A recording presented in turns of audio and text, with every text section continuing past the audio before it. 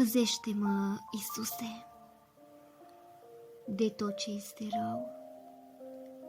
Eu vreau și mă silesc să fiu pe placul Tău. Fă-mi inima un templu, un sfânt altar. Dă-mi, Doamne, azi credință și mult har. Ia inima mea, Doamne, și fă-o cum vrei Tu. Și dă-mi apoi putere să nu spun da când Tu spui nu. Să fac din viața mea mireasmă pentru Tine.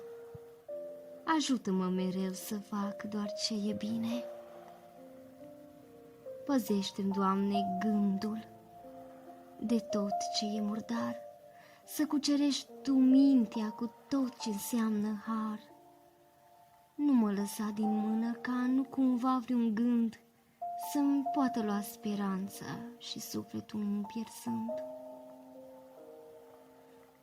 Păzește-mi, Doamne, ochii să nu privesc la rău, să-i pun întotdeauna în slujbă în lucrul Tău, să fie ochii mei o binecuvântare neîncetat. Păzește-mi, Doamne, ochii de tot ce e păcat. Și Te mai rog, o Doamne, urechea să o păzești, să ascult doar vocea Ta atunci când îmi vorbești. Să nu aud nimic ce mi-ar păta veșmântul. Păzește urechea mea, binecuvântă-mi Tu auzul. Păzește-mi, Doamne, gura să nu vorbesc ce-i rău, cuvântul ce-l rostesc să fie după placul Tău. Să nu ucid cu vorba pe cel ce mă rănește, să spun o vorbă bună a celui ce-o dorește.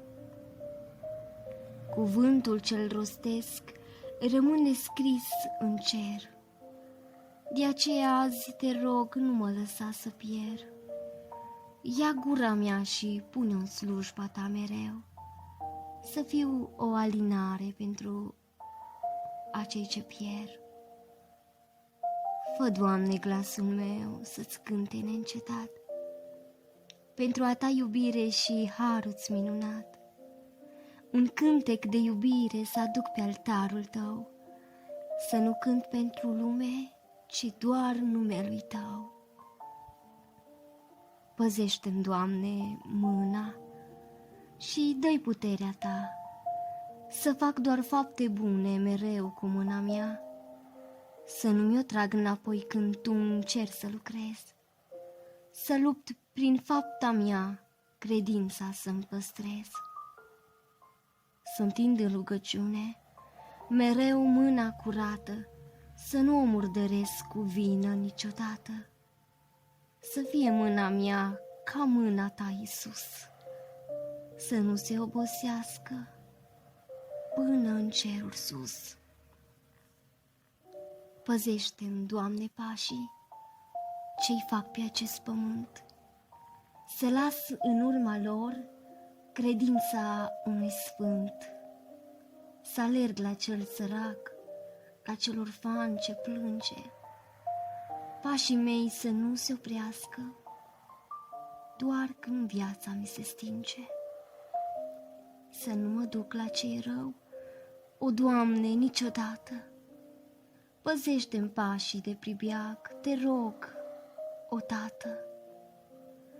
Ia în slujba Ta viața mea și întreaga alergare, să fie numai către cer și nu înspre pierzare. Viața mea ți-o închin supus, să o iei în slujba Ta, și chiar de-aș vrea să o iau înapoi, nu mă lăsa. Cu tot ce Tu mi-ai dăruit, eu vreau să Te slujesc, cu mintea, cu inima și trupul, să-ți dovedesc că Te iubesc.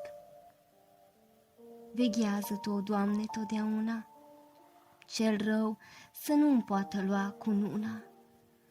Mă lupt cu mine tot mereu din greu să ajung la Tine, să primesc premiul meu. Veghează totdeauna, păzește-mă mereu, Eu nu pot merge bine de n-am pe Dumnezeu. Fii tu cu mine, învață-mă ca să iubesc și în toate pe pământ să pot să te slujesc.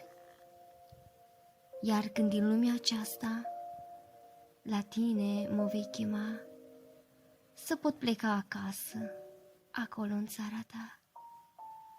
Iar de vei reveni și în viață de voi fi, aș vrea în haine albe să zbor în veșnicii. Această rugăciune să mi-o asculți mereu, căci îmi doresc nespus să fiu pe placul tău. Cu tot ce am, Iisuse, să pot să te slujesc, iar la finalul vieții să pot să te întâlnesc. Păzește-mă, Iisuse, de tot ce este rău. Eu vreau și mă silesc să fiu pe placul tău.